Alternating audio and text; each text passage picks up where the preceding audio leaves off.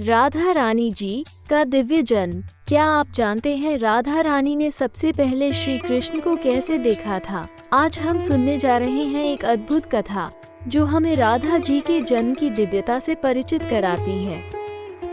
राधा अष्टमी के इस पावन अवसर पर आइए जानते हैं कैसे एक दिव्य बालिका ने भगवान श्री कृष्ण से अपना संबंध जोड़ा और कैसे वो समर्पण और प्रेम की प्रतीक बनी। वृंदावन की पवित्र भूमि पर महाराज वृषभानु एक दिन यमुना नदी में स्नान कर रहे थे। तभी उनकी नजर यमुना के बीच में एक अद्भुत दृश्य पर पड़ी। एक सुंदर कमल के फूल पर एक दिव्य बालिका लेटी हुई थी, जिसका तेज ऐसा था मानो स्वयं प्रकृति ने उसे वरदान दिया हो। महाराज वृषभानु उस बालिका की दिव्यता से चकित हो गए और उसे अपने घर लेकर आ गए।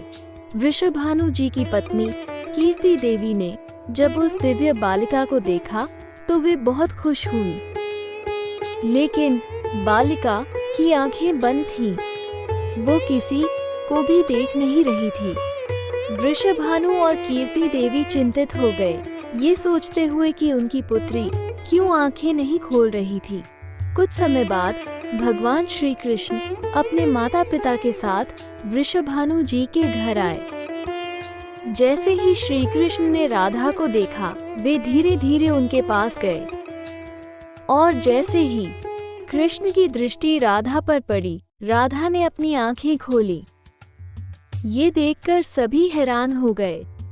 राधा ने अपनी आंखें खोलकर सबसे पहले श्री कृष्ण को देखा और उसी क्षण से दोनों का दिव्य संबंध शुरू हुआ।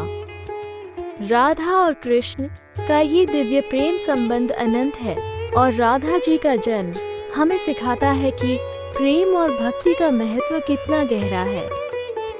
राधा अष्टमी के इस पर्व पर हम सभी राधा जी के प्रति अपनी भक्ति और प्रेम अर्पित करते हैं। जय राधे कृष्ण।